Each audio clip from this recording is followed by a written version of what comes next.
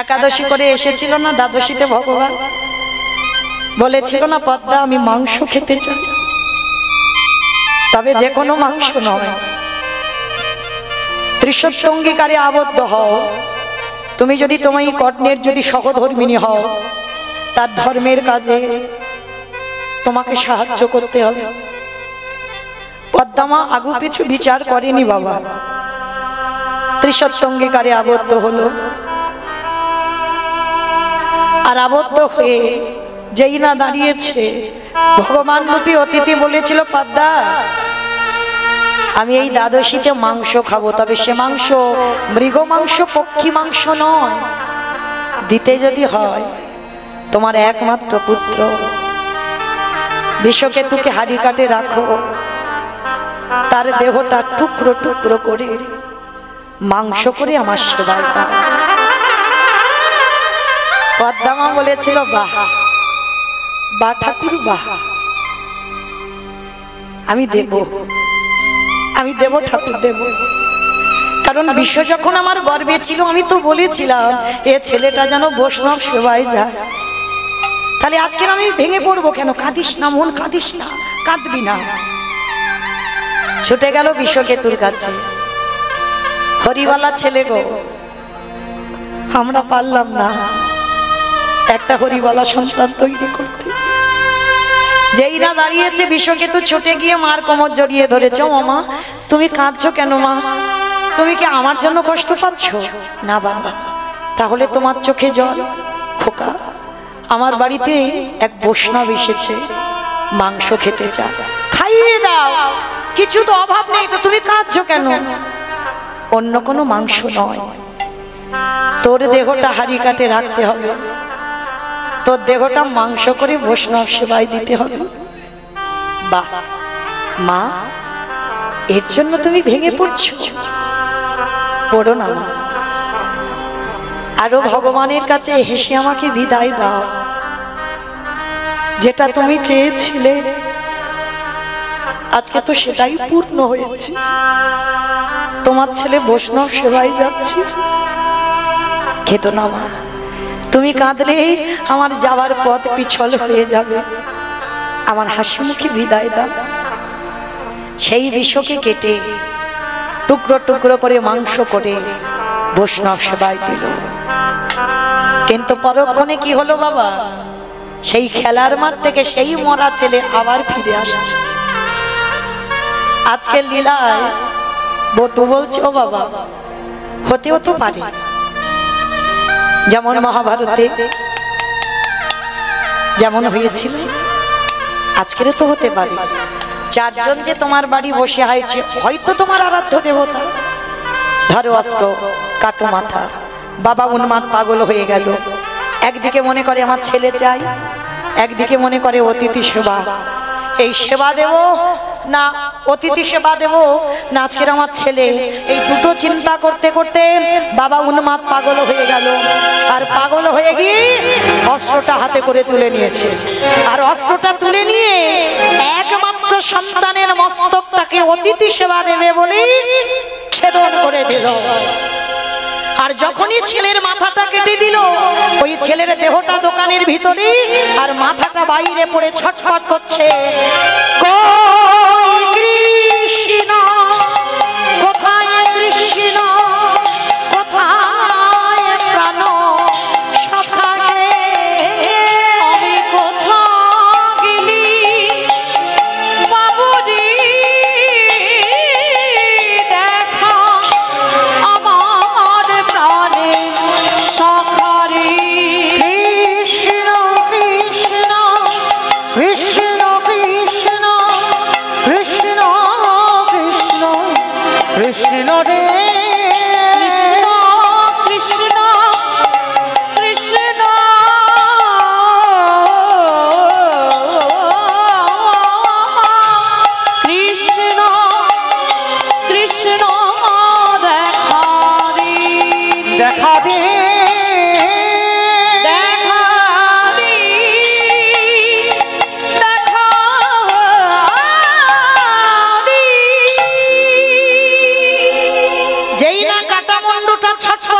কৃষ্ণ কৃষ্ণ বলে বাবা পুটলিতে করে বেঁধে, পাগল তো উন্মাদ, হাসছে আর কাঁদছে, কখন হাসে কখন কাঁদে, আর পুটলিটা নিয়ে ছুটতে ছুটতে বাবা বাড়ি যাবে। কিছুটা দূরে গিয়ে দেখে না কাটা মুন্ডু, কৃষ্ণ বলছে না, যা তোকে আর বাড়িতে নিয়ে গিয়ে কি করব।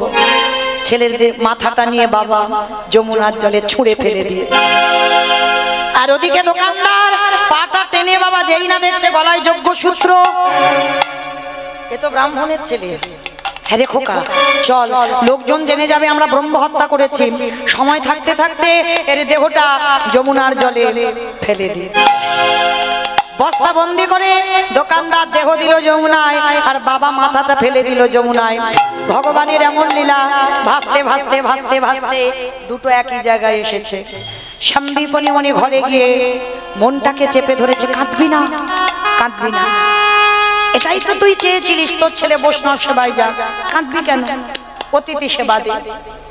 রন্ধন করলো, ভগবানকে বসবার জায়গা দিয়ে ডাকছে। মনিবর তো জানে না ওটা ভগবান বলে, জানে সাধারণ বৈষ্ণব। আসুন, ভগবানের চোখে এলো জল, হায় রে এমন ভক্ত আছে মরতে নিজ পুত্র বলি দিয়ে বৈষ্ণব সেবা। এ তো জানে না যে আমি ভগবান বলে, ও তো জানে আমি সাধারণ বৈষ্ণব। এত বড় ত্যাগ, আমি যদি ওর ছেলেটাকে না বাঁচাই আমার ভগবান নামে কলঙ্ক রটে যাবে। ভগবান চাতুরালি করে বলছে, মনিবর দেখো তোমার জোগাড় করতে করতে ভোর হব, চল চল স্নানটা করে আস, ভোরে স্নানটা যমুনা থেকে করে আস। একসঙ্গে মুনিবরকে ধরে নিয়ে গেল যমুনায়, আর যেখানে গেছে ছেলের কাটা দেহটার মাথাটা ভাসছে, আর বাবা পিছন ঘুরে দাঁড়িয়ে আছে, আর বারবার ওই মরা দেহটা এসে বাবাকে ধাক্কা দেয়, যত সরিয়ে দেয় আবার বাবার কাছে আসে। ভগবান অতিথি রূপে প্রশ্ন করছে, আচ্ছা মুনিবর ভালো করে দেখো তো, আমাদের দিকে আসছে না, শুধু তোমার দিকে যাচ্ছে, আচ্ছা তুমি কি বাচ্চাটাকে চেনো? এক বাক্যে বলেছিল, আমি জানি না চিনি না, কাদের ছেলে কেটে ফেলে রেখেছে, যা চলে যা চলে যা। কত বড় ত্যাগ দেখে। ভগবান মনে মনে ভাবছে, আহারে অতিথি সেবার জন্য নিজ পুত্রকে বলিদান দিল, কেঁদো না আমি ফিরিয়ে দেব। শোনো মুনিবর, আমি কিন্তু ধ্যানে বসতে পারি, আর ধ্যানে বসে যদি আমি বুঝতে পেরে যাই তোমার সঙ্গে এই বালকের রক্তের সম্পর্ক আছে, আমি কিন্তু আর প্রসাদ পাবো না। চরণটা জড়িয়ে ধরো, বলল, হে বৈষ্ণব এটা অন্য কেউ নয়, আমার একমাত্র পুত্র বটুরে দেহ। কি করে হলো? বাবা যেন জেনে না জানার ভান করছে, কিচ্ছু যেন জানে না, সব নিজের ইচ্ছাতেই হলো। শোনো তুমি কান্নাকাটি করো না, তোমার এই মরা ছেলে আমি বাঁচিয়ে দেব, আমার এই ঝোলাতে একটা ওষুধ আছে। ভগবান ছদ্মবেশে বলছে, তীরে তুলেছে দেহটা, মাথাটা নয়ন ইঙ্গিত করে ডাকছে, ব্রহ্মা দেখো তো তুমি দেহটা জোড়া লাগাতে পারো কিনা, প্রাণ আমি পরে দেব, আগে জোড়া তো লাগাও। ব্রহ্মা চেষ্টা করছে, পাচ্ছে না। ভোলানাথ দেখো তো তুমি পারো কিনা, পাচ্ছে না। যে নামের নামই স্বয়ং ভগবান, তিনি নিজে এদিক ওদিক করে চেষ্টা করছে, সে জোড়া লাগছে না। আমা আমার যাবার বাঁশি বেজে গেছে, আর বেশিক্ষণ নয়, আপনাদের সেবার ব্যবস্থা করতে হবে তো, তাই না? সেবার ব্যবস্থা করতে হবে, ঘুমানোর ব্যবস্থা করতে হবে, আমাকে যেতে হবে এতটা রাস্তা। আচ্ছা, কিন্তু আমি কীর্তনের প্রারম্ভে বলেছিলাম যে কীর্তনের শেষে আমার দুটো প্রশ্ন থাকবে, উত্তর নেব তারপরে যাব, না হলে যাব না, বলেছিলাম তো। এবার উত্তরগুলো দেন, ঠিক ঠিক ভেবে দেবেন, কেমন? ব্রহ্মা বিষ্ণু মহেশ্বর কেউ পাচ্ছে না কাটা দেহ জোড়া লাগাতে, আর কে বাকি আছে? ও বাহ, নারদ। নারদ বাকি আছে। ভগবান বলছে, নারদ তুমি দেখো। বলে, ঠাকুর তোমার কি মাথা খারাপ? তোমরা সৃষ্টিকর্তা, রক্ষাকর্তা, পালনকর্তা, তোমরা পারলে না, আর এই হতভাগা পারবে? বলে, আরে বাবা দেখো না, হলেও তো হতে পারে। আর নারদের স্বভাবটা কি গো? হরে মাধু কইটবে ভারে গোপাল গোবিন্দ মন্দ সৌরে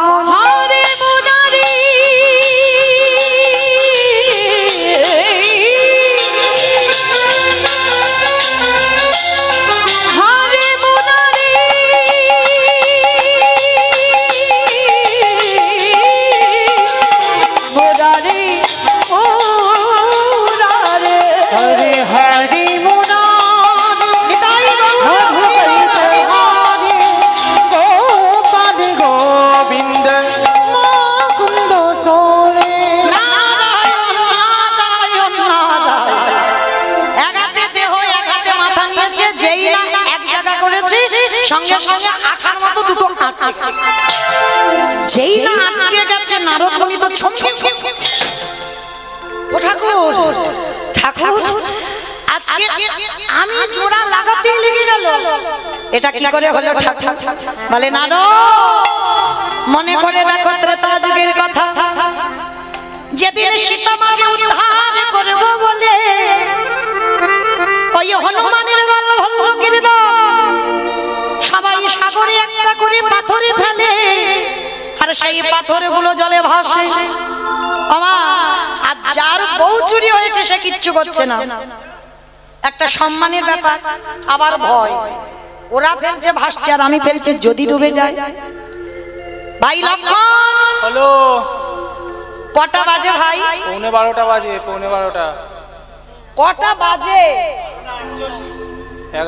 11:48 হ্যাঁ সময়ের কি জ্ঞান ভাই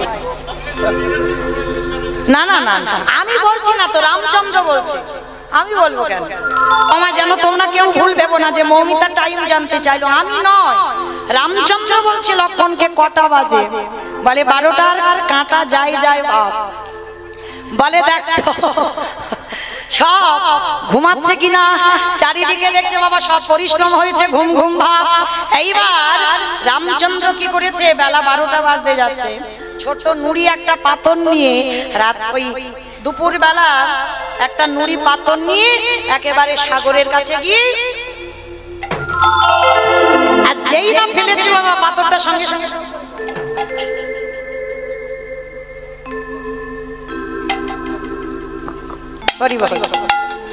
যেই না ওই নুড়ি পাথরটা ডুবে গেল সঙ্গে সঙ্গে বলে উঠলো লক্ষণ বলো ভাই কেউ দেখলো না তো কেউ দেখলো না কিন্তু গাছের ডালে থেকে হনুমান বলে প্রভু আমি দেখেছি ও ঠাকুর বেলা 12টা বাজতে যাচ্ছে তুমি এই দুপুরবেলা রোদ মাথায় নিয়ে তুমি নুড়ি ফেলছো বলে দেখো হনুমান কাউকে বলে দিও না তোমরা ফেলছো খালি খালি ভাসছে আমি ফেলছি খালি খালি ডুবছে কেন হে হে রাম দয়াময় তুমি যে পাথর ফেলেছিলে তোমার পাথরে লেখা ছিল না রাম নাম কিন্তু আমাদের পাথরে লেখা আছে রাম নাম যারা যাবেন রামেশ্বরে গিয়ে দেখে আসবেন ত্রেতা যুগে রামে নামের গুণে শিলা জলে ভাসে বলে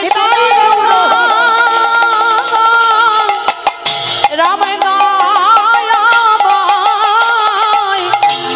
নামের গুণে শিলা জলে ভাসি আস্তে আমার তাহলে বোঝা গেল এখনো রামেশ্বরে গিয়ে দেখবেন শিলা জলে ভাসছে পাথর জলে ভাসছে এইবার ফিরে আসেন লীলায় নারদ বলছে ঠাকুর বুঝতে পেরেছে ত্রেতা যুগে রাম নামের গুণে শিলা ভেসেছিল আর আজকের আমার নামে কাটা দেহ জোড়া লেগেছে ঠাকুর একটু দাঁড়া যাব আর আসবো নারদ তুমি কোথায় যাচ্ছ বলে প্রভু আমার জন্য একজন অনেক দিন ধরে বসে আছে আমার একটা উত্তর দিলেই ছুটি বলো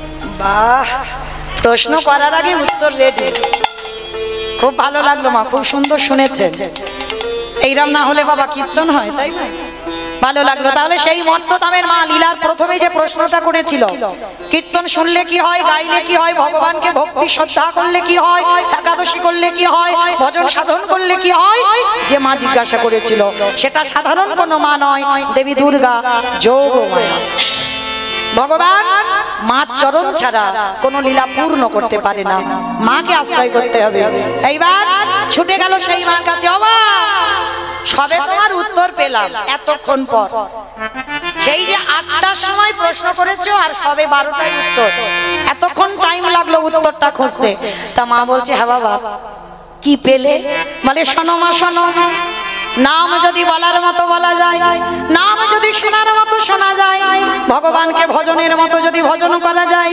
তাহলে নামের গুণে শিলা জলে ভাসি নামের গুণে বোবা কথা বলে নামের গুণে ঘোড়া হেঁটে চলে নামের গুণে সংসারের অমঙ্গলে দূরীভূত হয় এতগুলো জিনিস হবে কিন্তু নাম শুনলে হবে না নাম গাইলে হবে না কিরকম গাইবো কিরকম শুনবো আমা তরকারি বানাতে পারো ও সবাইকে করতে হয় আমাকেও করতে হয় আমি কি গান গাই বলে করতে হয় না ও যেখানে গানে যায় সেখানে রেঁধে খেতে হয় তোমার তাহলে তরকারি বানাতে গেলে তেল দেবেন, হলুদ দেবেন, সবজি দেবেন, জল দেবেন, কাঠ দেবেন, জিরা দেবেন, ফোড়ন দেবেন, তেজপাতা দেবেন, উনান দেবেন, গ্যাস দেবেন, সব কিছু দেবেন।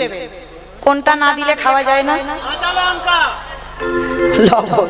এই লবণটা তরকারিতে দিতে হয়, তবে তো তরকারি স্বাদ হয়। মামা, লবণের খবরটা কেন এলো? শ্রী শ্রী রামকৃষ্ণ পরমহংসদেব নরেনকে বলেছিল, আই শালা। ঠাকুরের বই যারা পড়বেন, ঠাকুর শালা শালা বলতো না? কোন শালা? বউয়ের ভাই শালা না, পাঠশালা না, গোশালা না, তাহলে কোন শালা? শা মানে মুক্তি, লা মানে নৌকা।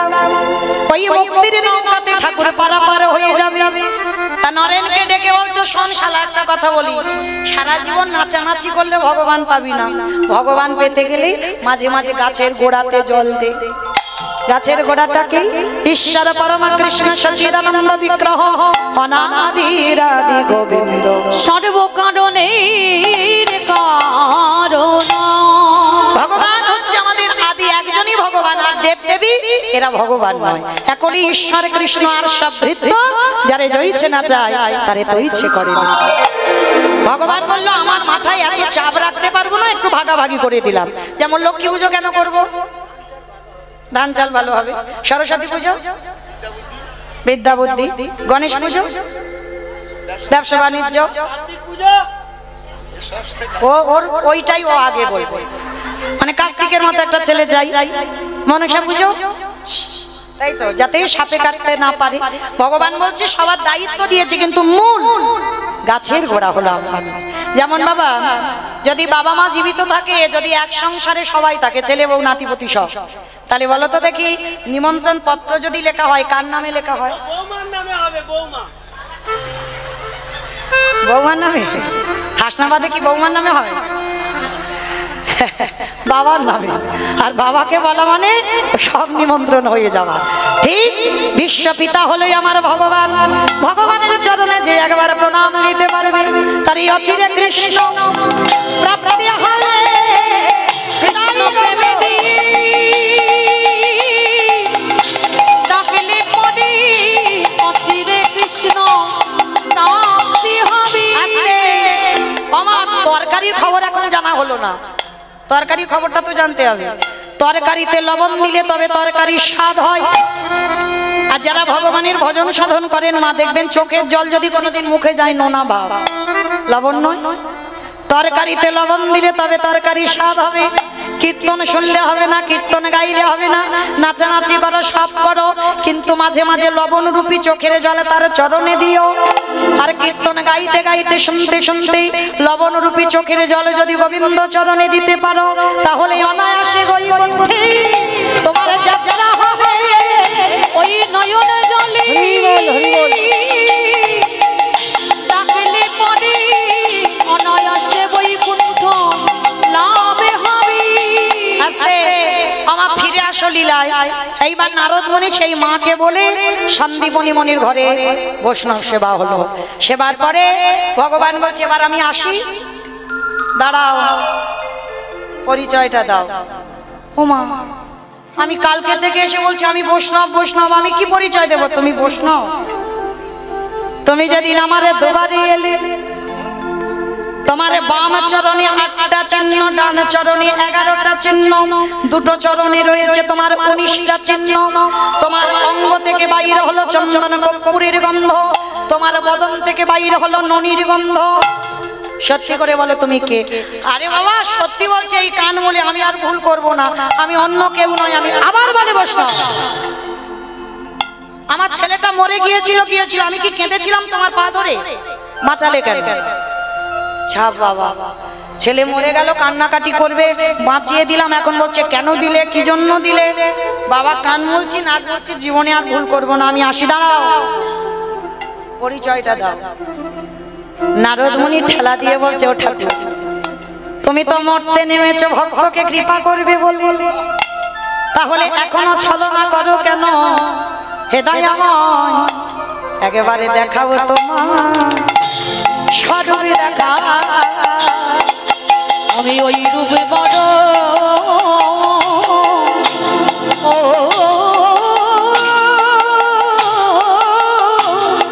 ওই রূপে বড় ভালোবাসি, দেখাও তোমার স্বরূপ দেখা। তলায় নেমেছি, কিন্তু জগৎকে একটু শেখাতে হবে না? আজকের লীলা শুনে কি শিখলো কেউ? এতক্ষণ লীলাটা গাইলাম, কি শিখলাম? জীব শিক্ষা পেল কি? ভক্তি যার কৃষ্ণ তার সর্বশাস্ত্রে কয়, ভক্তি না থাকিলে কৃষ্ণ দেখে সাধিতে সাধিতে যদি কৃষ্ণ কৃপা করে এ জন্মে না হয় জন্ম জন্মান্তরে। তাহলে এইবার যেই না এসে দাঁড়িয়েছে বাবা মহামায়া মানে সন্দীপনী মনির স্ত্রী, ছুটে এসেছে, প্রভু তুমি ধরা না দিলে কি হবে? আমরা বুঝতে পেরেছি তুমি কে, একবার কৃপা করে আমাদের সম্মুখে তুমি যুগল রূপে দাঁড়াও। মহামায়া সন্দীপনী মণি আর মরা ছেলে বটু যেই না তিনজনে নয়ন জলে কাঁদলো, ভগবান ভক্তকে কৃপা করবে বলে ব্রহ্মা বিষ্ণু মহেশ্বর আর নারদ নিজ রূপ ধরলো। মহামায়া বলল ও রূপ নয়, তুমি একবারে যুগল রূপ আমাকে দেখাও। ভগবান ভক্তকে কৃপা করবে বলে ধরাই আজকে যুগল রূপে দাঁড়ালো। শ্যামের বামে শ্যামের বামে শ্যামের বামে দাঁড়াইল নবীন কিশোর। ও শ্যামের বামে দাঁড়াইল নবীন কিশোরী। ও শ্যামের বামে দাঁড়াইল নবীন কিশোরী গো। ও শ্যামের বামে দাঁড়াইল নবীন কিশোরী। ললিতা বিশাখা নদী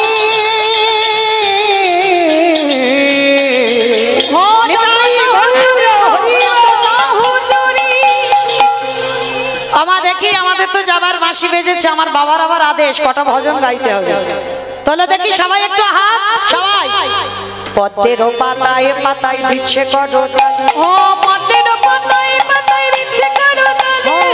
পদ্মের পাতায় পাতায় দিচ্ছে করতালি গো। পদ্মের পাতায় পাতায় দিচ্ছে করতালি। আরে গান রাশি মাঘে রাঙা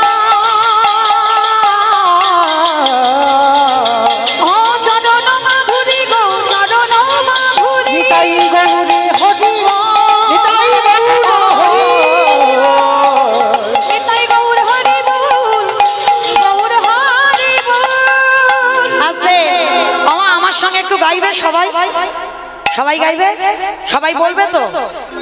এইবার আমার সঙ্গে সবাই একটু গাও দেখি। দোহাতি তুলি বলি রে কৃষ্ণ না তোরে বেরে তোরে সকল মনস্কাম। আগে আমি বলবো পরে সবাই বলবে, কিন্তু কেমন? হরে কৃষ্ণ হরে কৃষ্ণ কৃষ্ণ কৃষ্ণ হরে হরে হরে রাম হরে রাম রাম রাম হরে হরে। বলো হরে কৃষ্ণ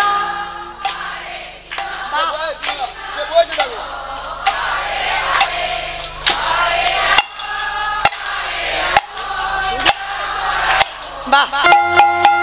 আজি হরে কৃষ্ণ কৃষ্ণ কৃষ্ণ হরে হরে হরে রাম হরে রাম রাম রাম হরে হরে। বলো হরে কৃষ্ণ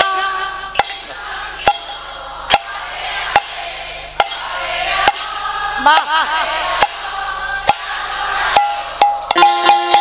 এই হরি নামে মেতেছিল গৌরার নিতাই, ভক্তবাণী সঙ্গে নিয়ে হরে কৃষ্ণ গায়। হরি নামে মেতেছিল গৌরার নিতাই, ভক্তবাণীর সঙ্গে লয়ে হরে কৃষ্ণ। এই হরি নামে মেতেছিল গৌরার নিতাই, ভক্তবাণী সঙ্গে নিয়ে হরে কৃষ্ণ গায়। হরি নামে মেতেছিল গৌরার নিতাই, ভক্তবাণীর সঙ্গে লয়ে হরে কৃষ্ণ। হরে হরি মহানাম ভজরে মন হরে কৃষ্ণ নাম।